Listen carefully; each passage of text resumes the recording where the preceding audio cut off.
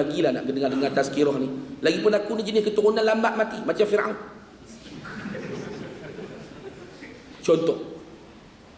Ini disebut sebagai contoh saja. Kan? Ini tiga benda ni kena isilah hati kita. Nak isikan takut pada Allah, nak isikan taat pada Allah. Ini nak buat macam mana pula Ustaz? Hari kena mengaji lah. Kena mengaji sehingga kamu kenal Allah Ta'ala tu siapa. Ya? Kekuasaan Tuhan yang tidak ada hak. Semakin kita kenal Allah Ta'ala, semakin kita rasa dekat dengan Allah. Semakin kita akan rasa tak berani kita ni nak melanggar titah perintah Allah Subhanahu wa Ta'ala. Sebab tu bila hati diisi dengan iman, itulah sebaik-baik pengisian hati. Macam botol ni lah. Botol ni berapa sebotol ni kalau kat kedai? RM1.20.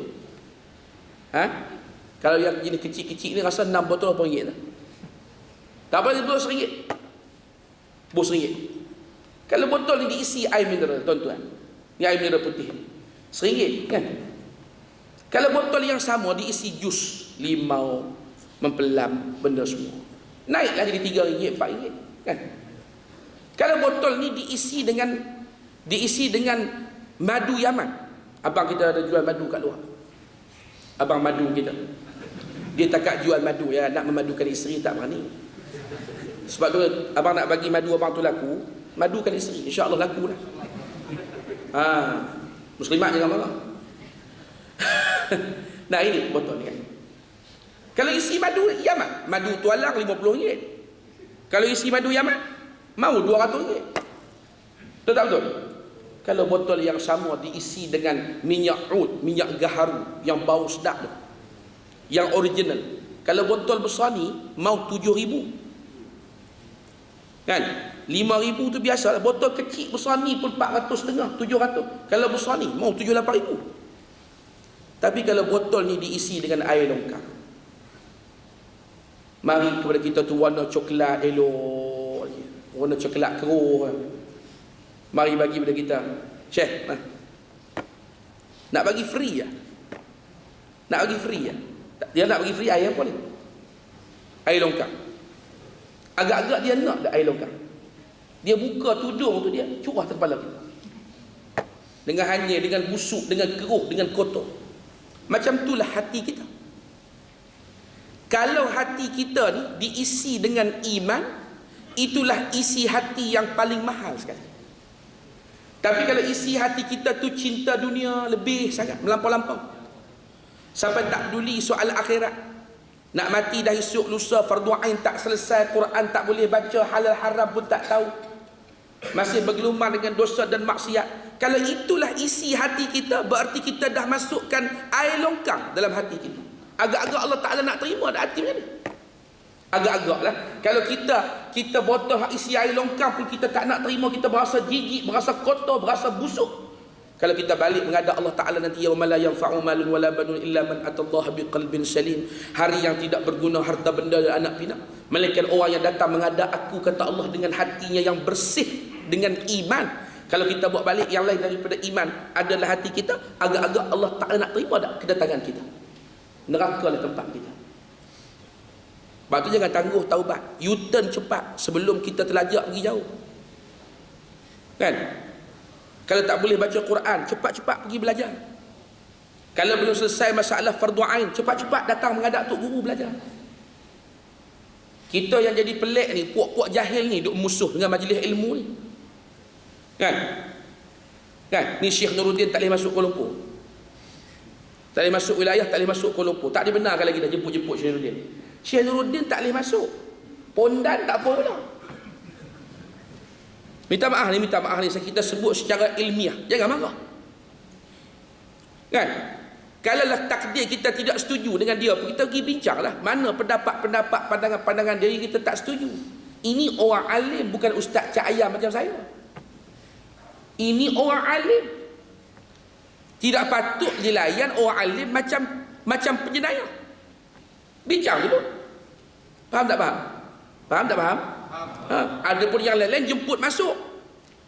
Artis entah gila-gila apa tu, buat masuk budaya gila babi dalam masyarakat kita, hak jenis melompat itu gini dan sebagainya, yang langsung tak menyumbang ke arah pembinaan umat. tak apa pula. Inilah bila kita ni hati dah rosak. Dah rosak. Jahil berasa kata ada ilmu. Payah. Maka barang siapa yang memenuhi ruang-ruang kosong dalam salat, Allah Ta'ala akan angkat darjat dia. Darjat, faham darjat? Dulu masuk di Petronas ni staf biasa saja. Sekarang dah jadi GM. Betul tak betul? Mana tu dah diangkat dah darjat tu. Betul tak? Dulu pakai kapcai, lepas tu tukar pakai kancil. Lepas tu naik kepada apa ni, sekarang ni dah pakai Audi. Betul tak? Audi bila buat lambat kat bawah tu. Itu dipanggil sudah diangkat darjah. Itu di dunia, nanti mati tinggal semua tu. Sampailah masuk dalam liang lahat, di batu nisan tu tak ditulis lagi Tan Sri ke Datuk ke Tuanku ke apa benda. Kan? Maka akhirnya bila masuk liang lahat di batu nisan, hanya akan tinggal nama kita yang sebenar waktu kita diberikan oleh mak ayah kita. Semua darjat dunia dah tak ada lagi dah. Tapi darjat yang dimaksudkan dalam hadis ni adalah darjat di sisi Allah Subhanahu wa taala. Berapa ramai yang miskin di dunia tapi kaya di akhirat. Berapa ramai yang di dunia tak ada darjat, tak ada pangkat, tapi di sisi Allah dia sangat dimuliakan oleh Allah Subhanahu wa taala. Sayyidina Bilal ibn Rabah, hamba kulit hitam. Tuan-tuan sekalian, ada lagi hitam pada Sa'ad bin Mu'az radhiyallahu anhu. Lagi hitam pada Bilal. Kalau letak tepi Bilal jadi putih Bilal. Kerana hitamnya Sa'ad bin Mu'az radhiyallahu taala anhu. Tapi ni semua ni, kalau Bilal ibn Rabah dia masih hidup, Nabi dah dengar tapak kaki dia dalam syurga Allah Subhanahu wa taala. Dia masih hidup. Betapa tingginya darjat mereka di sisi Allah. Kita ni hebatlah, pangkat macam-macam sekarang ni. Gaji 230,000 sebulan. Tapi di sisi Allah belum tahu. Nak tahu darjat kita ni senang ya. Kalau di dunia ni gaji besar, pangkat tinggi, cakap semua orang kata yes. Tak pernah lagi lah orang kata no. Ada seorang baru ni, tak mau cerita panjang, dan memang ni cerita panjang pun. Ada seorang baru ni duk berurusan dengan saya sejak daripada sebelum Ramadan lagi dah, sampailah baru ni duk berurusan. Adalah benda dia berurusan dia dengan mati ni. Terakhir sekali, lama dah kita duk sabar, duk jumpa kita ni, selalu kita ni dihinakan. Saya ni sebenarnya ustaz-ustaz ni saya bukan percaya sangat. Dah tak percaya, ya hang nak berkira dengan aku buat apa? Tapi hang kata tak percaya. Macam-macam lah. Penghinaan kita pun sabar pasal dia datang tu melalui guru kita. Jadi di muka dia tu ada muka tok guru kita. Faham tuan? Di muka dia ada muka tok guru kita. Hak tu masalah tu. Jadi masa kita nak hentam lebih sikit, nampak muka tok guru tak ada tu. Nampak tak? Gitu lah. Jadi last sekali baru ni dalam syarat yang terakhir, saya pun bagi kata muktamad lah. Last sekali dia kata apa? Saya tak suka lah attitude macam ni. Dia kata kat saya, berkasar dengan saya. Belum lagi ada orang yang pernah kata no pada saya. Nampak? Maknanya ada manusia yang orang tak pernah kata tidak pada dia, dan dia tak mau dengar perkataan tidak ni. Ini manusia bongkak. Manusia apa? Manusia bongkak. Dia rasa duit dia ratus-ratus juta tak boleh tinggal RM1 dalam poket. Dia tak tahu kata 1 juta tu berasal dari RM1. Tak mustahil daripada 1 juta tinggal balik RM1. Jangan sombong. Tambah kita berjanji dengan penuntut ilmu. Berjanji dengan penuntut ilmu. Akan datang kifarat. Kau tak larat nak terima lah pula kot. Bukanlah kita berdoa, kita pun tak mau. Kan? Tapi inilah tuan-tuan dan puan-puan yang dirahmati Allah Subhanahu wa taala sekalian. Ada manusia yang macam tu. Nampak? Sebab tu kita jangan darjat dunia ni tak serah mana. Balik menghadap Allah Ta'ala. Esok kita bangun-bangun daripada mahsyar semua telanjang belakang. Saya telanjang, tuan-tuan telanjang, puan-puan lagi telanjang. Tapi tak sempat nak tengok pun. Tak sempat. Tak sempat. Punya kelang kabut di mahsyar ni, tak sempat tengok pun. Nampak tak? Jangan sombong. Jangan sombong. Sebab itu darjat yang dimaksudkan di sini darjat di akhirat. Wa bana lahu baitan fil jannati, dan barang siapa yang langkah 2-3 langkah ke depan tu, paling banyak 3 langkah lah. Kan? Ada yang terror 1 langkah kan? Dia tengok di depan kosong, pum dia lompat terus masuk. Ada yang 2 langkah, ada 3 langkah. Paling banyak 3 langkah lah. Kecuali yang sakit gout mungkin 15 langkah. Kan? Nak pergi penuh yang depan tu. Maka Allah Ta'ala akan bina untuknya sebuah mahligai dalam syurga. Sikit aja lah amalan. Amalannya memenuhi ruang kosong dalam saf. Maka Allah Ta'ala akan ganti kesanggupan untuk pergi memenuhi saf yang kosong itu dengan mahligai dalam syurga Allah Subhanahu wa Ta'ala. Hadis ini diriwayatkan oleh isteri Rasulullah sallallahu alaihi wasallam, Sayyidatuna Aisyah radhiyallahu anha, berkaitan dengan keutamaan melurus dan merapatkan saf dalam sembahyang. Di antara perkara sunat yang penting dan tidak harus diabaikan dan dilalaikan ialah meluruskan saf serta merapatkannya.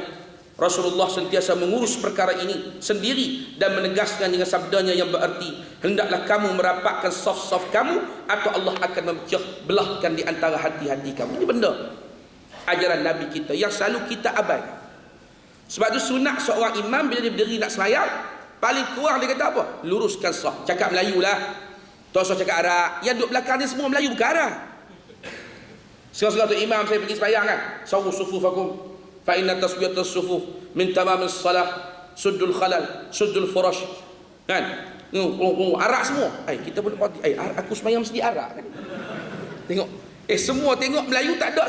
Semua hidung kalau letak menyangkut baju jatuh semua. Arab ni kalau letak menyangkut baju dia lekat kan. Hidung dia. Ni Melayu kalau letak janggut pula. Letak menyangkut baju jatuh belakang. Confirm Melayu. Jenis hidung boleh buat U-turn tu. Melayu tu. Nampak tak? Macam abang ni Arab ni nampak tu. Ni hidung macam ni. Contoh dia. Kalau nak sangkut pakai baju lekat tu. Nampak? Tuan-tuan yang dirahmati Allah Subhanahu wa Ta'ala sekalian, cakap Melayu lah. Luruskan saf, penuhkan saf depan. Ini ajaran Nabi. Makna Nabi sendiri cakap benda tu. Nabi kata luruskan saf waktu solat berjamaah. Kalau saf kamu tidak lurus, Allah akan memecah belahkan hati-hati kamu. Nampak Allah tak? Nabi kaitkan lurusnya saf dengan hati yang bersatu. Ya? Maknanya barakah daripada melaksanakan perintah Nabi tadi, masyarakat akan menjadi masyarakat yang berkasih sayang kerana Allah.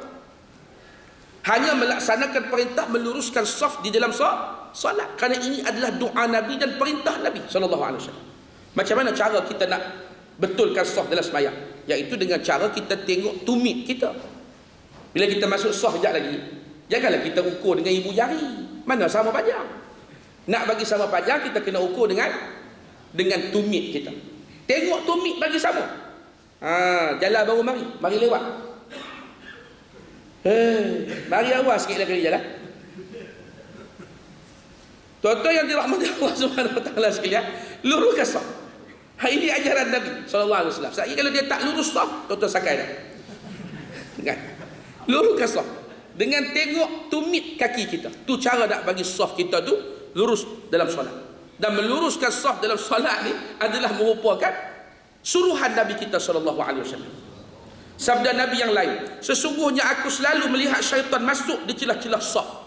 Ini punca tak khusyuk semayang ni tuan-tuan adalah dengan kerana saf yang tidak lurus dan tidak rapat. Maksud nak rapat ni, Nabi kita dengan para sahabat, Nabi suruh macam mana? Para sahabat bertemu bau ni. Bertemu bau dengan bau. Dan bertemu buku lali dengan buku lali. Ya, tapi bukanlah bermakna sampai nak kena perapat betul. Ada setengah-setengah orang dia bila dengar hadis terus nak amal tanpa dengar dari mulut guru ni. Kan dia buat macam mana? Kan dia usaha nak bagi rapat tu tumit dengan tumit ni. Dengar elok je lah. Buku lali dengan buku lali, mata tu bagi rapat elok. Kan? Kemudian bau dengan bau. Dia punya nak bagi sama tu sampai habis satu saf semua. Jadi macam sardin duduk dalam tin. Adakah itu maksud yang sebenar? Maksudnya ialah berusaha sampai kalau boleh begitu maka buatlah. Macam setengah-setengah kita sembahyang mazhab Syafi'i, bila tahiyat akhir sunat duduk iftirash ke tawarruk?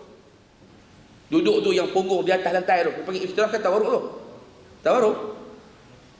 Tidak. Hampa jangan tipu Tok Guru. Ha? Ha? Duduk tu. Kan duduk tahiyat akhir tu. Kita tengoklah keadaan soft tu. Kalau soft tu dah ketat sangat, janganlah duduk macam tu. Ni nak duduk juga macam tu. Seolah-olah wajib duduk macam tu. Kalau badan-badan setara Ustaz Saiful ni, tak apalah ni. Pengayuh basikal amatur ni. Kan? Kawan badan slim elok. Kalau badan macam saya ni, soft dah ketat, nak duduk juga macam tu, apa akan jadi soft tu? Semua begitu soft tu. Semua akan jadi begitu soft tu. Maka sebab itu kita perhatikan keadaan. Tidaklah berdosa kalau duduk tahiyat awal, walaupun macam duduk tahiyat akhir macam duduk tahiyat awal.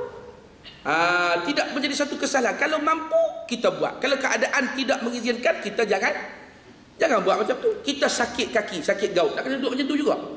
Sampai merau, tahiyatul mubarak. Orang sangka kita semayang tu khusyuk. Tu dia kawan aku, Pak Long kat sebelah ni, khusyuknya dia semayang. Menangis-nangis. Bukan. Dia sakit gaut, sakit kaki. Tapi nak duduk macam tahiyat akhir juga. Macam hak berlaku dalam satu cerita, dia hantar WhatsApp mai kat saya. Satu tu imam jadi imam, semayang surau belantaikan buluh. Surau belantaikan buluh. Akhir semayang masa tasyahud, tu imam menangis. Makmum ingat dia khusyuk. Tak, dia punya jari terkapit dengan buluh. Kan? Ini yang sebenar. Kan? Muslimin muslimat yang dirahmati Allah,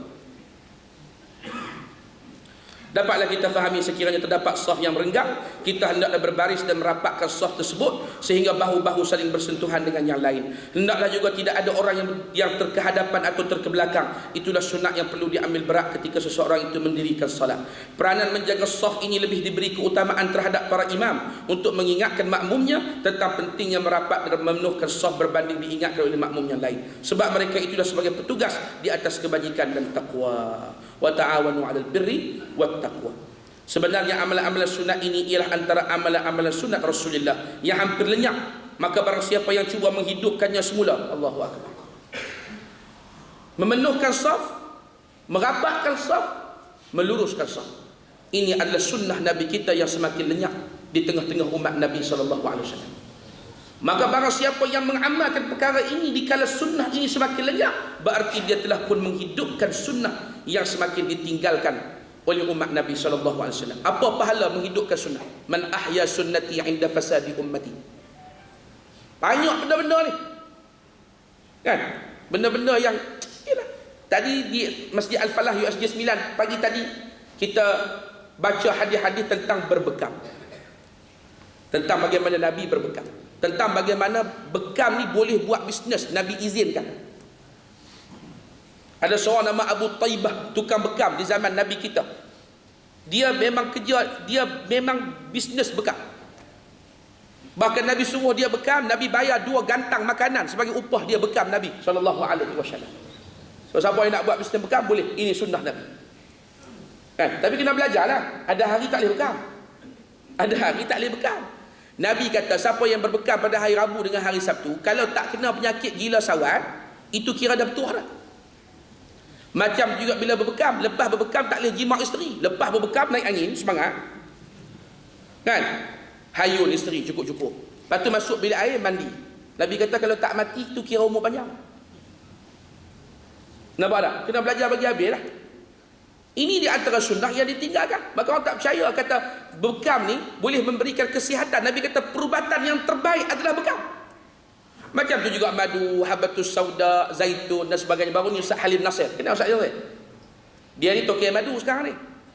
Ustaz Halim Nasir ni, adik Ustaz Salahuddin Nasir, abang Ustaz Rahim Nasir.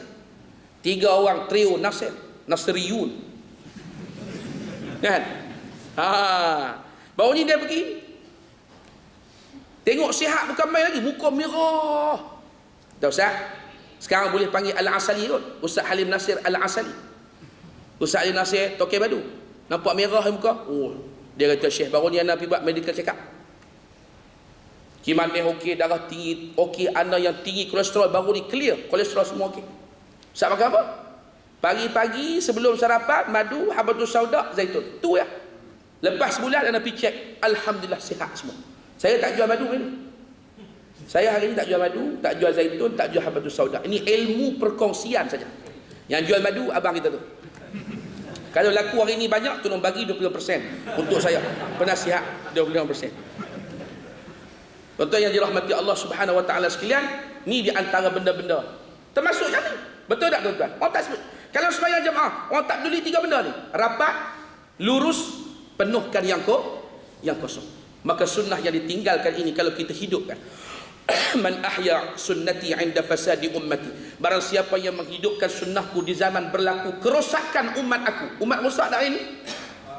Maka barang siapa menghidupkan sunnahku di zaman umat aku semakin rosak, baginya pahala yang menyamai 100 orang yang mati syahid di sisi Allah Subhanahu Wa Taala.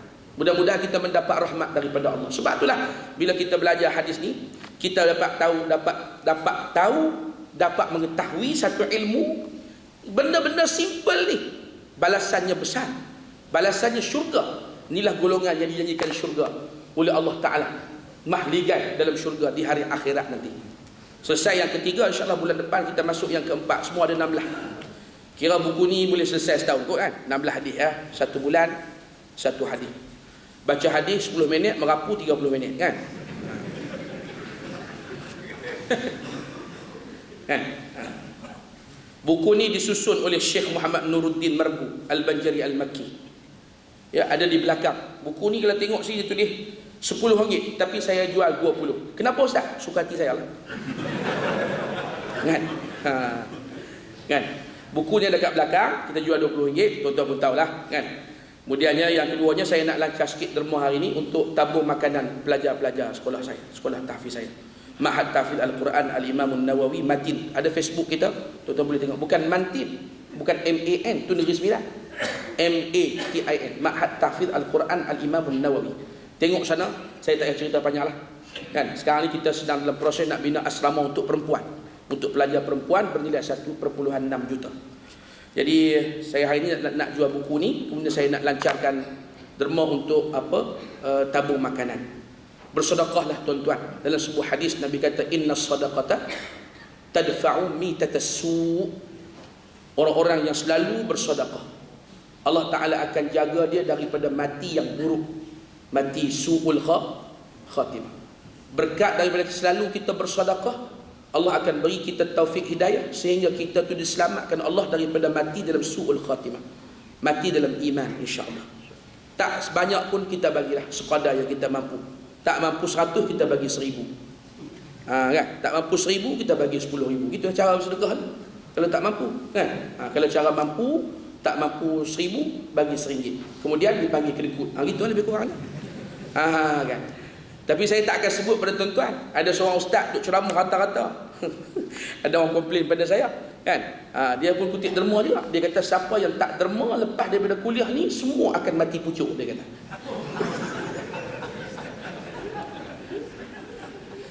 Mati tuan-tuan kalau bunyi mati. No?